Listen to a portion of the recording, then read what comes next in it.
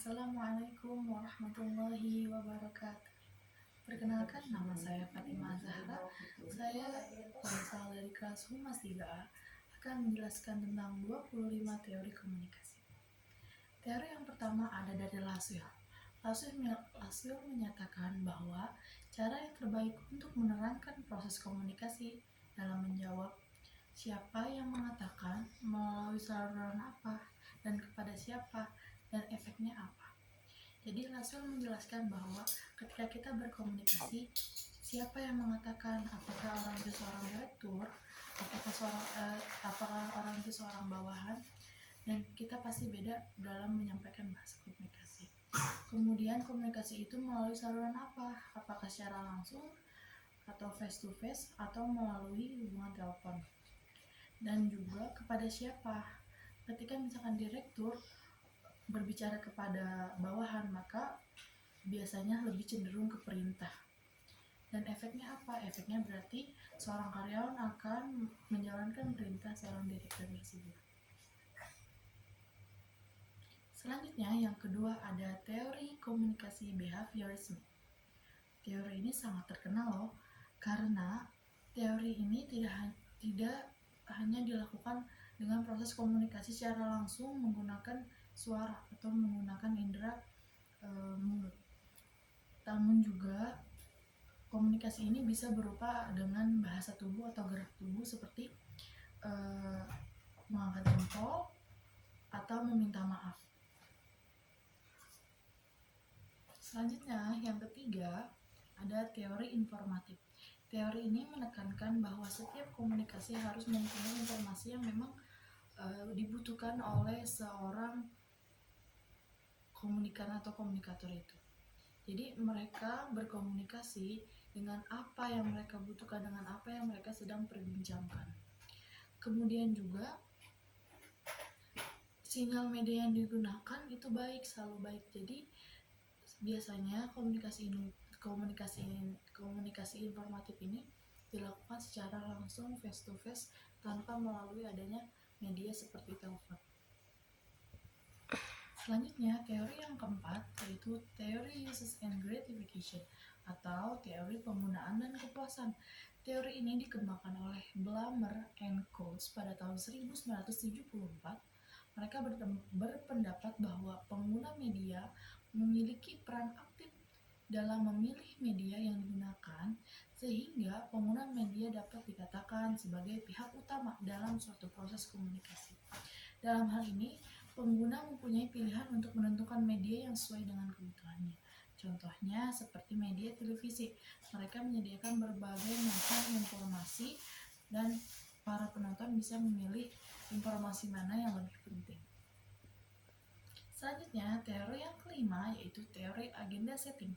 Teori ini beranggapan apabila media memberikan tekanan pada suatu peristiwa, maka media tersebut akan membuat masyarakat menganggap peristiwa itu penting. Contohnya, kemarin kita sudah dengar beberapa televisi telah menyiarkan beberapa kejadian gempa di Cianjur.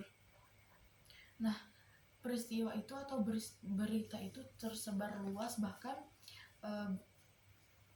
sewaktu-waktu sering ditampilkan di televisi. Dengan begitu, masyarakat dan penonton televisi itu merasa bahwa berita itu sangat penting. Selanjutnya yang keenam ada teori konstruktivisme. Teori konstruktivisme beranggapan bahwa manusia selalu memiliki pandangan sendiri terhadap kenyataan. Mereka senantiasa mencari dan mempelajari untuk menemukan bahasa pertama dan kedua. Di sisi lain, teori ini juga didefinisikan sebagai pembelajaran generatif, pembelajaran yang merupakan suatu tindakan untuk menciptakan suatu makna apa yang telah dipelajari. Jadi biasanya seorang komunikasi yang menggunakan teori ini mengumpulkan beberapa informasi, kemudian dianalisis dan dikembangkan kembali sehingga menjadi informasi yang utuh. Selanjutnya yang ketujuh ada teori nativisme. Teori ini berpandangan bahwa manusia satu-satunya makhluk Tuhan yang dapat berkomunikasi melalui verbal. Di sisi lain, bahasa merupakan suatu yang kompleks. Oleh karenanya, manusia senantiasa belajar untuk dapat berkomunikasi dengan makhluk Tuhan yang lain. Jadi, manusia memiliki bahasa yang memang dapat dimengerti oleh seorang komunikator dan komunikan. Bahasa itulah yang menjadi saluran dalam berkomunikasi pada teori. Selanjutnya yang ke-8, teori sibernetik. Teori ini tergolong teori baru. Sejalan dengan berkembangnya teknologi informasi dan ilmu sosial, teori sibernetik merupakan suatu sistem pengontrol yang didasarkan pada komunikasi antara sistem dengan lingkungan dan antar sistem itu sendiri. Pengontrol dari sistem berfungsi dalam memperhatikan lingkungan. Penerapan teori sibernetik biasanya diperuntukkan kepada siswa agar mencapai hasil yang efektif melalui ujian ataupun ulangan harian. Dan yang ke-9 ada teori kognitivisme. Teori kognitivisme mengedepankan proses belajar dibandingkan dengan hasil proses itu sendiri. Belajar tidak hanya sekedar melibatkan hubungan antara stimulus dan respon, tapi juga melibatkan proses berpikir yang kompleks. Lebih dari itu, belajar merupakan proses perubahan persepsi dan pemahaman. Menurut aliran ini, kita belajar didasarkan atas kemampuan kita menafsirkan peristiwa atau kejadian dalam suatu lingkungan, di mana proses belajar tersebut terdapat 4 tahapan, yaitu asimilasi, akomodasi, diskulibrasi, dan ekulibrasi. Yang ke-10 ada teori ketergantungan. Fokus dari teori ini terletak pada kondisi struktural yang ada di masyarakat. Fokus ini sangat cenderung mudah untuk dipengaruhi oleh media massa. Teori ini dapat disematkan pada komunitas masyarakat modern, di mana pada masyarakat modern media massa dianggap suatu hal yang sangat penting dalam mencapai tujuan beberapa proses.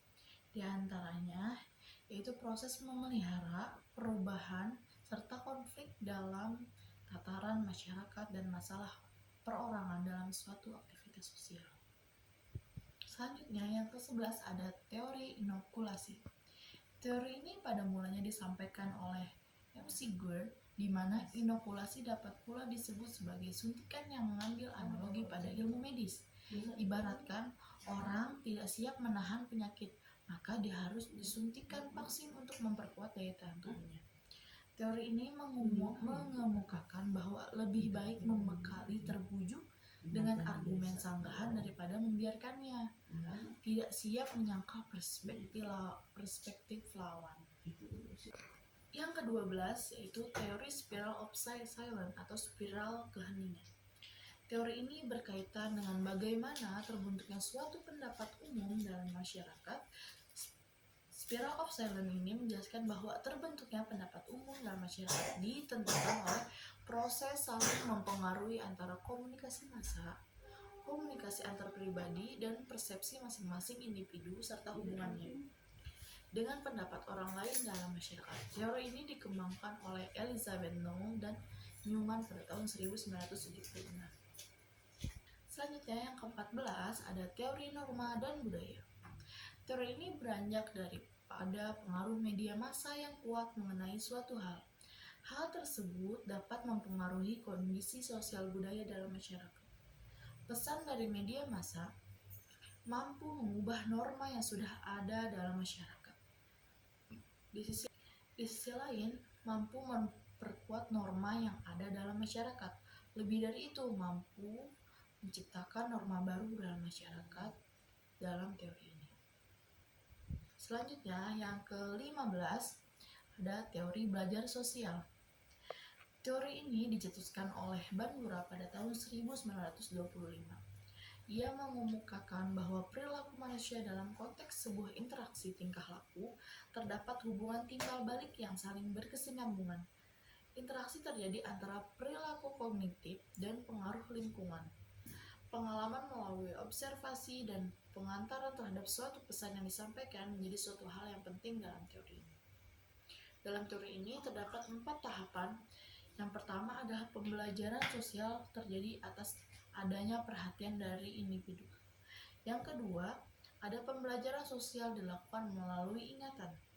Yang ketiga, ada pembelajaran sosial dilakukan melalui tindakan.